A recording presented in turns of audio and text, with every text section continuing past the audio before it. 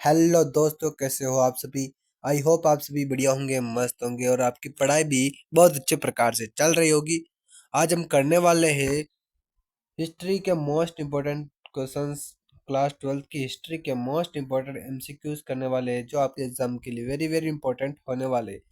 यदि आप चैनल पर न्यू हो तो चैनल को सब्सक्राइब कर दीजिएगा, क्योंकि आपके एक एक सब्सक्राइब से हमें बहुत मोटिवेशन मिलता है। तो बिना टाइम वेस्ट के अपनी क्लास को स्टार्ट करते हैं, ठीक है। ओके, पहला क्वेश्चन आपके सामने आपके स्क्रीन पर है। मिट्टी से बने हल्के प्रतिरूप कहाँ से मिले थे? ऑप्शन आपके सामने है। रोपण, धोलावीरा, कालीबंगा या फिर बनावली। इसका राइट आंसर क्या हो जाएगा? इसका राइट आंसर की बात करें तो मिट्टी से बने हल्के प्रतिरूप है, वो कहाँ से मिले थे? तो वो मिले थे कालीबंगा से। कहाँ से मिले थे सर? कालीबंगा से। इसका राइट आंसर हो जाएगा। कालीबंगा कहाँ पर स्थित है? तो ये स्थित है अपने राजस्थान में, ठीक है। राजस्थान में कालीबंगा स्थित है, आपको ये याद रखना है, ठीक है।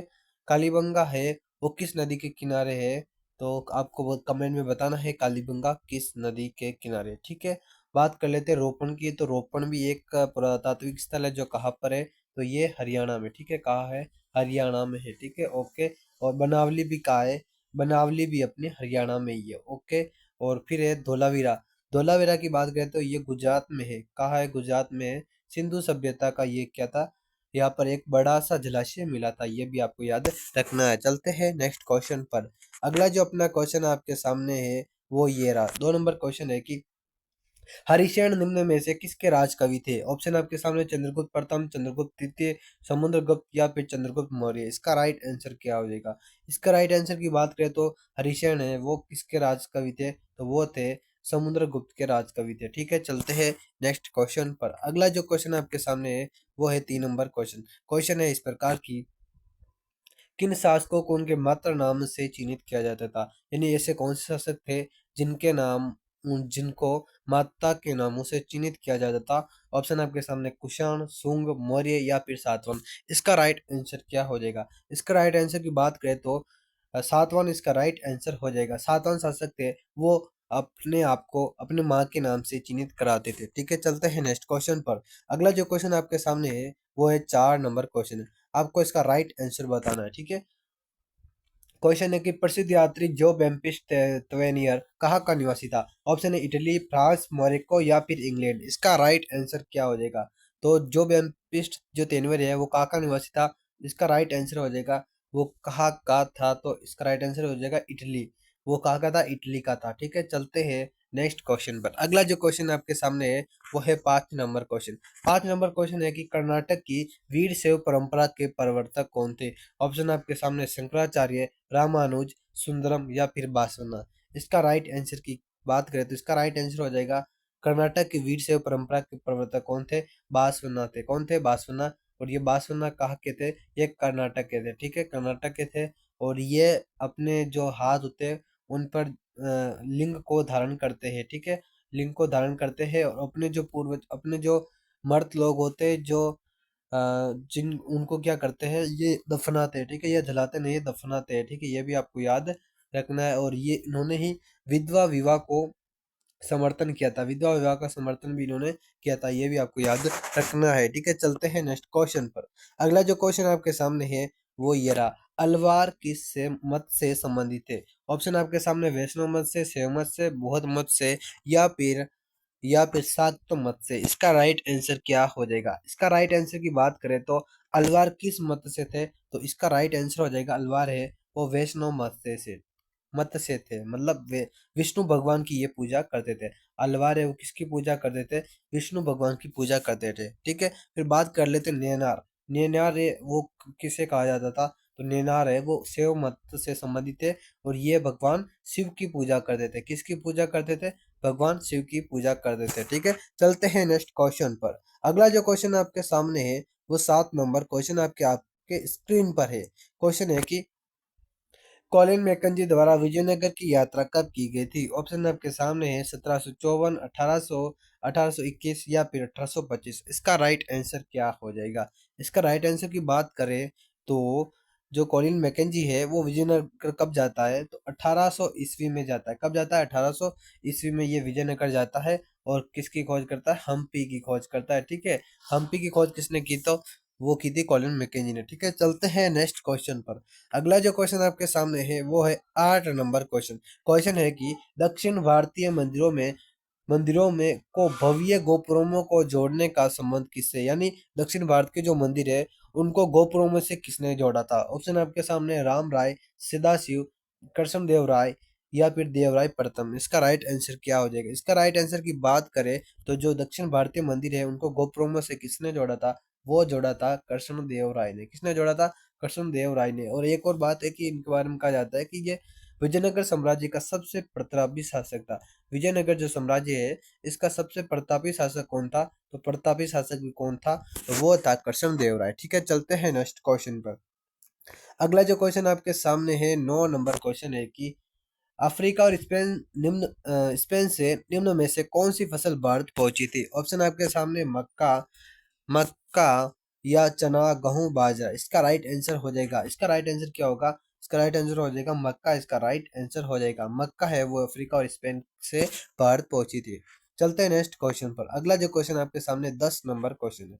क्वेश्चन है कि 1857 की क्रांति में झांसी का नेतृत्व किसने संभाला था। ऑप्शन आपके सामने रानी लक्ष्मीबाई, तात्या टोपे, नाना साहब या फिर बहादुर शाह जफर।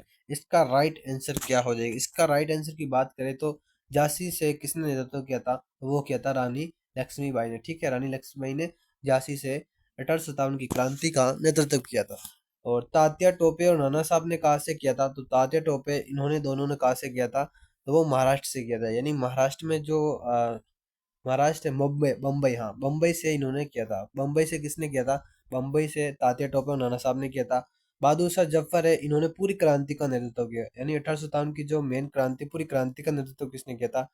वो किया था बहादुर शाह जफर ने। ठीक है, बहादुर शाह जफर को अंग्रेज पकड़ लेते हैं लास्ट में, और अंग्रेज इनको कहाँ भेजते हैं? रंगून में भेजते हैं। रंगून का है म्यांमार, यहाँ पर इनकी मृत्यु हो जाती है। ठीक है, आपको याद करना है। और 1857 की क्रांति की बात करें, 1857 की जो क्रांति है वो कहाँ से शुरू हुई थी? तो ये शुरू हुई थी मेरठ से। मेरठ का है यूपी में, मेरठ से यहाँ पर ये शुरू हुई थी। ठीक है, आपको याद रखना है।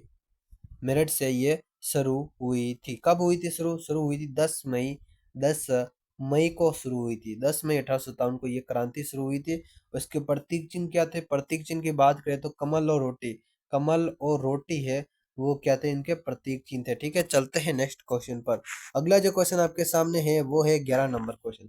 क्वेश्चन है कि इस्तमरारी बंदोबस्त सबसे पहले कहाँ लागू किया गया था। ऑप्शन बंगाल में, मद्रास में, मुंबई में या फिर उत्तर प्रदेश में। इसका राइट आंसर क्या हो जाएगा? तो बात कर लेते हैं इस्तमरारी बंदोबस्त की। तो इस्तमरारी बंदोबस्त है वो क्या थे? तो इस्तमरारी बंदोबस्त की बात करें हम तो ये क्या थी? एक व्यवस्था थी, यानी जो कर लेने की ये क्या थी? एक प्रणाली थी। कर कैसे टैक्स वसूलने की ये क्या थी? प्रणाली थी। इसमें क्या होता था कि जो किसान होता है, किसान है वो किसान किसको कर देगा? किसान कर देगा जमींदार को। ठीक है, ये जमींदार होता था, जमींदार है वो कहा जाता था किसानों के पास, उससे कर वसूलता था। फिर यह जमींदार अंग्रेजों को कर देते थे। ठीक है, इस प्रकार अब अंग्रेज है वो इस प्रणाली के तहत कर को, टैक्स को फिक्स कर दिया था। और ये किसान जमींदार है वो किसानों से जाते थे, किसानों के पास जाते थे और बहुत ज्यादा कर वसूलते थे, और किसानों की इससे हालत बहुत खराब हो जाती थी। तो इस प्रकार ये इस्तेमारी बंदोबस्त थी। ठीक है, इसको सबसे पहले कहाँ लागू किया गया था? तो बंगाल में इसको लागू किया गया था। ठीक है, और फिर बंगाल में लागू कर दिया गया था। और इस लागू किसने किया था? तो वो किया था 1793 में। 1793 में एक व्यक्ति था जिसका नाम था कॉर्नवालिस। कॉर्नवालिस ने ही इसको लागू किया था, ये भी आपको याद रखना है। ठीक है, चलते हैं नेक्स्ट क्वेश्चन पर। अगला जो क्वेश्चन आपके सामने है वो है 12 नंबर क्वेश्चन।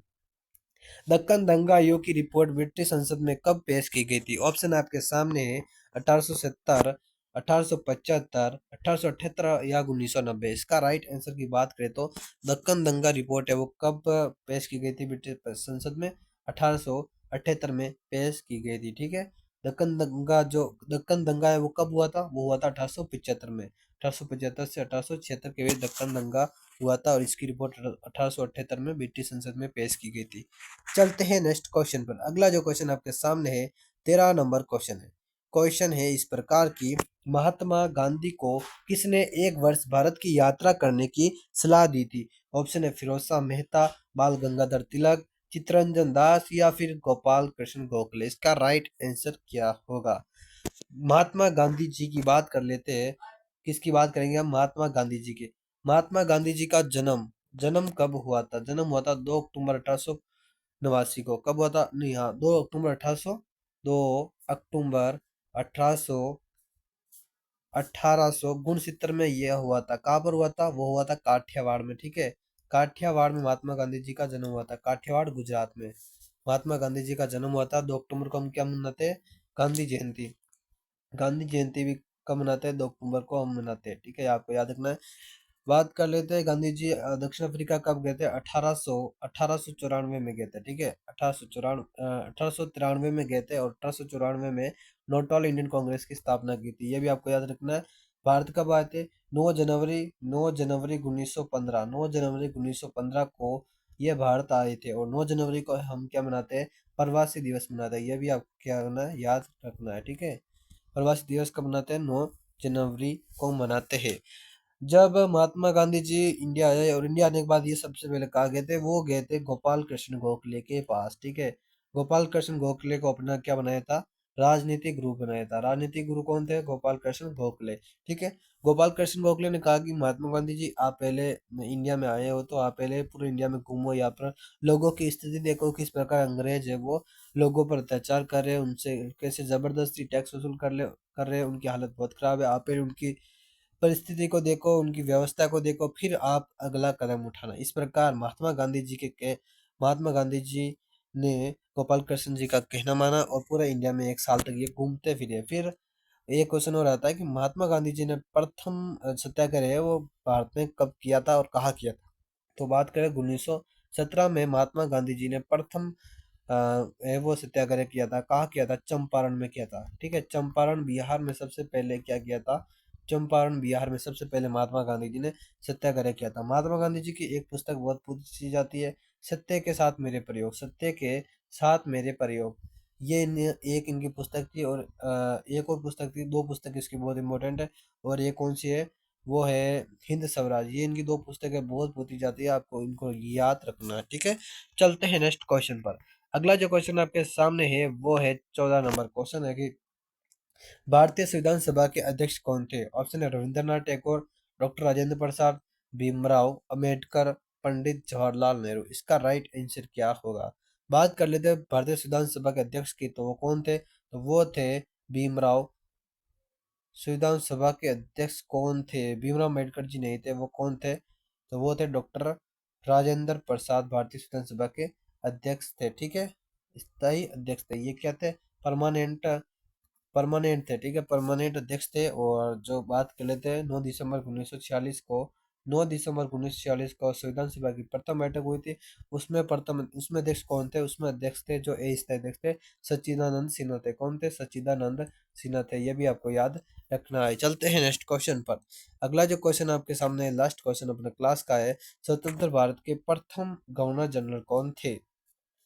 स्वतंत्र भारत के प्रथम गवर्नर जनरल की बात करें तो ऑप्शन आपके सामने है, C Rajagopalachari, Mountbatten, Patrick Lawrence या फिर लॉर्ड इरविन। इसका राइट आंसर क्या हो जाएगा? इसके राइट आंसर की बात करें तो स्वतंत्र भारत के प्रथम गवर्नर जनरल कौन थे? तो वो थे माउंट बेटन, ठीक है। माउंट बेटन स्वतंत्र भारत के प्रथम गवर्नर जनरल थे और ये अंतिम वाइसराय थे। अंतिम वाइसराय थे और स्वतंत्र भारत के प्रथम गवर्नर जनरल भी थे, ठीक है। और सी राजगोपालचारी की बात करें तो ये स्वतंत्र भारत के प्रथम भारतीय गवर्नर जनरल थे, ठीक है। स्वतंत्र भारत के प्रथम भारतीय गवर्नर जनरल थे, ये आपको याद रखना है, ठीक है। अपनी क्लास हो गई कंप्लीट, मिलते हैं नेक्स्ट क्लास में, तब तक के लिए जय हिंद जय भारत।